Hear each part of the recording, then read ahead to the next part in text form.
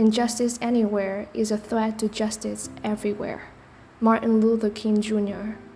English has become the dominant global language of communication, business, aviation, entertainment, diplomacy, and the internet. The lingua franca that we cannot ignore. Nowadays, English is mandatory in most schools in Vietnam, sometimes alongside French. Without much to say, English proficiency is now seen as a vital requirement for employment or even a better life. In the previous episode, deep into the language learning struggle, we learned that we had to make great efforts to be better at a foreign language, and it's no easy task to get our message across. Because of this, we have a tendency to think very highly of those who are proficient in our target language, to the point we associate their language proficiency with their intelligence and overall capacity. There's no doubt that being proficient in a language requires a great deal of effort, time, and energy. However, I think it's time to think about the fact that the two concepts, language proficiency and mental capacity, are usually conflated, and it's time to think critically about the issue. The issue is that if you have a limited knowledge of the language, then automatically you are considered less educated or less informed at best about something. This episode is not like other episodes. It's more of a conversation that I have always wanted or imagined to have in my mind for quite a long time. It bugs me whenever I don't have a serious talk about something as important as this with someone my age. It's troubling. The language privilege. Let's have a little chit-chat by the tea table over there, shall we? This is a slide series.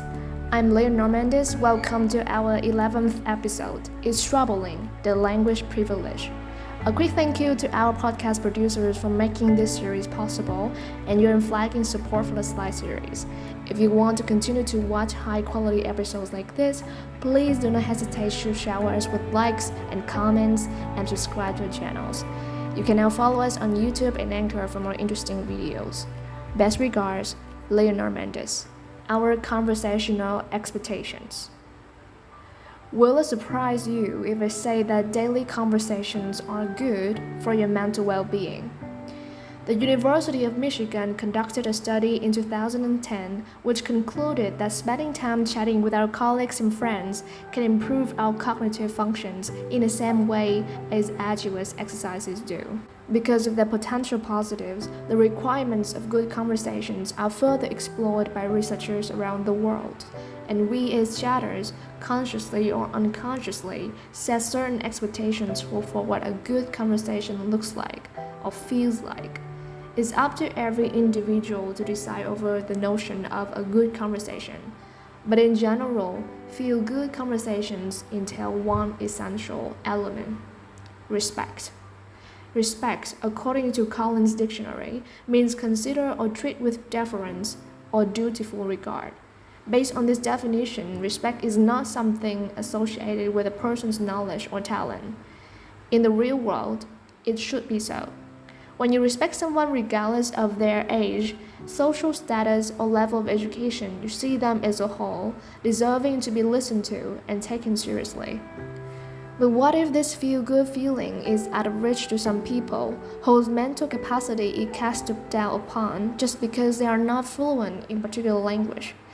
This does happen in real life, many times. Slide 2. The elephant in the room. Language discrimination. IQ and language proficiency. What's the link between IQ and language proficiency?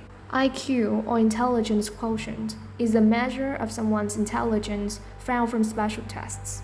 Because of the method used to measure it, IQ has been a controversial concept. Setting aside this contention, Howard Gardner, a psychologist and professor at Harvard University, states in his book Frames of Mind in 1983 that there are 8 types of intelligence, each representing different ways of how a person best processes information: spatial intelligence, bodily kinesthetic intelligence, musical intelligence, logical mathematical intelligence, interpersonal intelligence, intrapersonal intelligence, and linguistic intelligence. Linguistic intelligence is the ability to understand and use spoken or written language. This can include expressing yourself effectively through speech or the written word, as well as showing a facility for learning foreign tongues.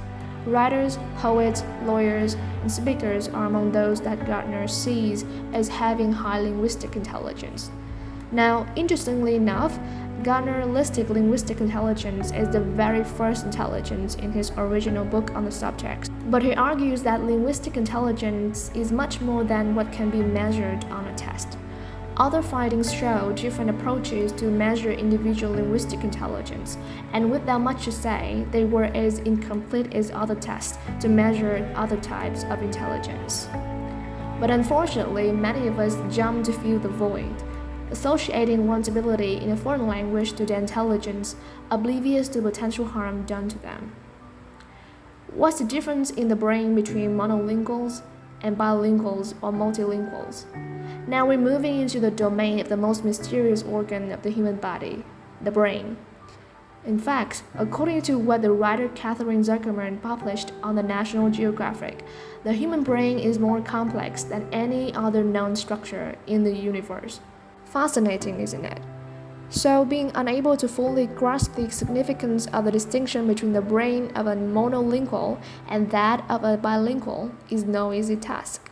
But scientists are constantly pushing the frontiers of knowledge and thus allowing us to gain an insight into this matter regardless of how incomplete it is. According to the effects of bilingualism on brain development from early childhood to young adulthood, bilingualism affects the structure of the brain in adults, as evidenced by experience-dependent gray and white matter changes in brain structures implicated in language learning, processing, and control.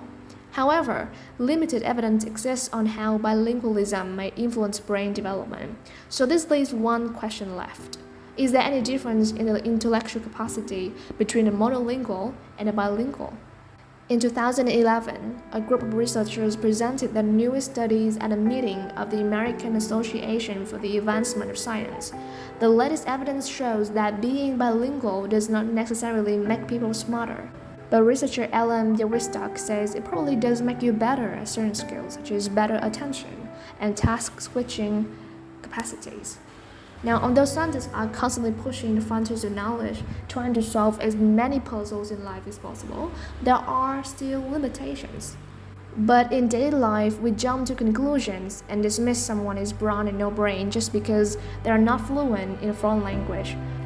We are turning ourselves into an omnipotent judge, looking down ready to deliver a verdict that costs someone dearly.